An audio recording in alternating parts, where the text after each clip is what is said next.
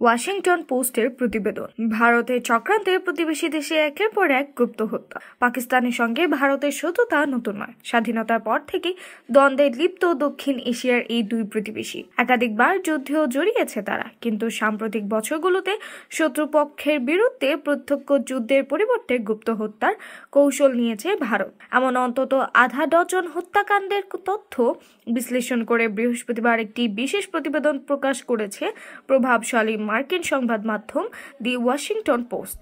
ভারতীয় গোয়েন্দা সংস্থা রিসার্চ অ্যান্ড অ্যানালাইসিস উইংয়ের পরিকল্পিত এসব গুপ্ত হত্যাকে ছায়াযুদ্ধ বলে উল্লেখ করেছেন পাকিস্তানের কর্মকর্তারা। গত বছরের এপ্রিলে লাহোরে মুখোশধারী বন্দুকধারীদের গুলিতে নিহত হন আমির সরফরাজ ওরফে তাম্বা। তার অনেক পুরনো শত্রু ছিল এই গ্যাংস্টার। 2011 সালে লাহোরের একটি কারাগারে মৃত্যুদণ্ডপ্রাপ্ত অবস্থায় একজন ভারতীয় গোয়েন্দাকে পিটিয়ে হত্যার অভিযোগে অভিযুক্ত হয়েছিলেন। তবে তিনি পরে মুক্তি পান এবং অভিযোগ থেকে মুক্তি দেওয়া হয়।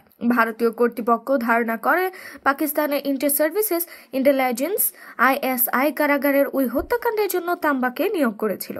অবশেষে 13 বছর পর তাম্বাকে হত্যার মাধ্যমে প্রতিশোধ নেওয়া হয়েছে বলে মনে করা হয়। এর পরপরই পাকিস্তানের স্বরাষ্ট্রমন্ত্রী মোহসিন নকভি সাংবাদিকদের জানান, সাম্প্রতিক বেশ কয়েকটি হত্যাকাণ্ডের পেছনে ভারতের সরাসরি সংশ্লিষ্টতার লক্ষণ পাওয়া গেছে। তাম্বার ঘটনাটি একই রকম উল্লেখ করেছেন তিনি।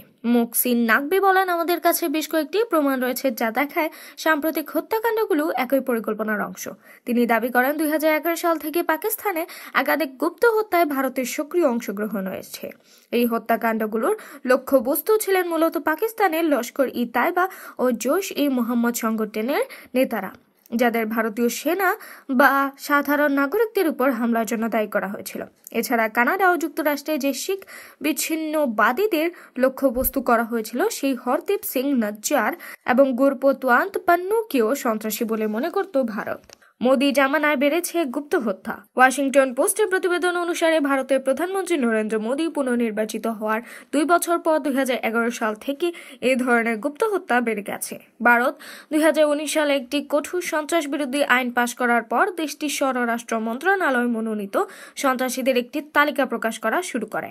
তালিকাটি মাঝে মধ্যেই হালনাগাদ করা হয়। ওয়াশিংটন পোস্ট পর্যালোচনা করে দেখেছে, বর্তমানে ভারতের ওই তালিকায় থাকা 58 জনের মধ্যে 11 জনকেই 2021 সাল পর থেকে হত্যা অথবা লক্ষ্যবস্তু করা হয়েছে। মার্কিন সংবাদ মাধ্যমটি আরও অন্তত 10 ব্যক্তির তথ্য পেয়েছে যারা মোস্ট ওয়ান্টেড তালিকায় ছিলেন না, কিন্তু ভারত কর্তৃক জঙ্গিবাদের অভিযোগ ছিল। তারাও একইভাবে মারা গেছেন। খুব কাছ থেকে অজ্ঞাত বন্দুকধারীদের চালানো গুলিতে প্রাণ হারান তারা। পাকিস্তান দাবি করেছে ভারতে ধরনের হত্যাকাণ্ডগুলিতে পাকিস্তানি অপরাধী ও আফগান ভাড়াটাদের ব্যবহার করছে। তাদের দাবি, ভারতীয় গোয়েন্দা সংস্থার এসব গুপ্ত হত্যার জন্য স্থানীয় অপরাধী ও বিদেশি ভাড়াটাদের দিয়ে কাজ করা হয়। তাদের সঙ্গে যোগাযোগের জন্য দুবাইয়ের ব্যবসায়ীদের নিয়োগ দেওয়া হয় এবং অর্থ স্থানান্তরের জন্য হাওলা ব্যাংকিং ব্যবস্থা ব্যবহার করা হয়।